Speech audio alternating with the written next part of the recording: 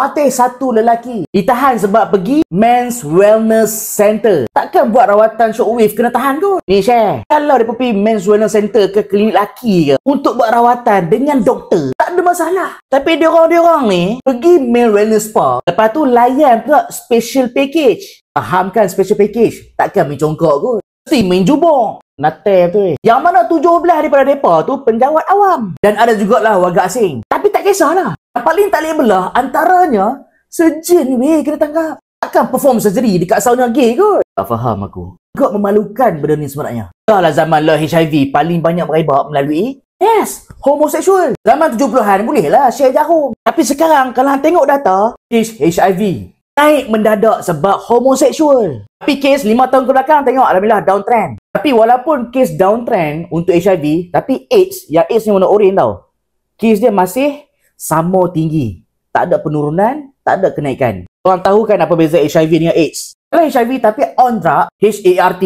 hilangan virus ataupun virus load kita dapat kurangkan. Maksudnya hidup dia boleh lama lah.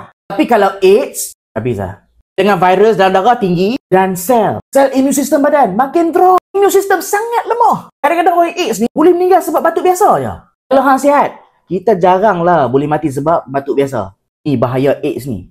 Sambung balik cerita. Walaupun kita tengok data HIV makin menurun setiap tahun, thanks to our advanced medical technology dengan ubat HART, ubat PrEP lah, ubat PEP lah. Tapi jangan lupa, sakitan dalam kalangan belia lelaki membimbangkan. Tengok golongan mana paling banyak HIV sekarang. Ni siapa yang pegang skor degree ni? Mestilah student. Umur antara 20 sampai 29 tahun. 45% yang kena HIV. Gila. Kalau nak dibandingkan lelaki perempuan, yang mana paling gerak kena? Lelaki. Lelaki biru, perempuan warna pink. Nampak? Cotek dia perempuan. Lelaki tebal.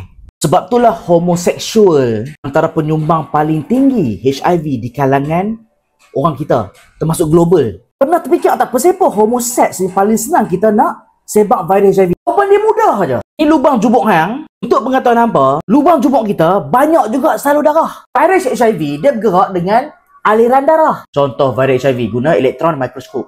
Bila dah banyak salur darah dekat pungkok tu, tambah pula lapisan dekat lubang jubuk hampa tu. Kalau tengok bawah mikroskop, sel lining. Ni rupa lapisan pada lubang jubuk hampa. Lubang jubuk kita lah. Satu layer yang sangat nipis yang kita panggil sebagai simple columnar epithelium. Hang buat pula anal, lubang jubuk pula kurang lubricant. Hang tak rasa koyak ke sel lining ni? Bila koyak sel lining ni, kalau darah berlambak, virus daripada badan orang kena HIV tu boleh masuk dalam badan hang.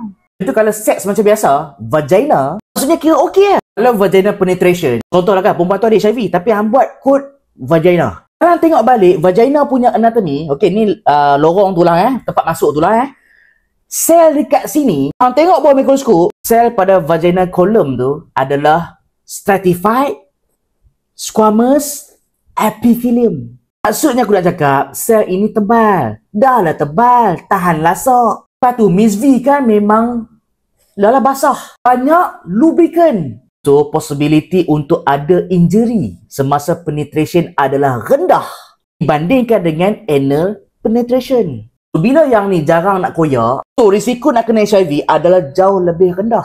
Faham tak apa yang telah aku sampaikan? Kita baca data sekalipun. Ini aku ringkaskan Tengok Miss V punya penetration, 1 daripada 1250 akan kena HIV, manakala anal 1 daripada 72. Maksudnya dekat sini, anal lebih teruk, lebih senang kita nak transmit HIV. Faham tak? Tapi berita ni pun aku bengang juga. Asal dilepaskan Geram pula aku. So semoga ada something kau belajar hari ni, okay?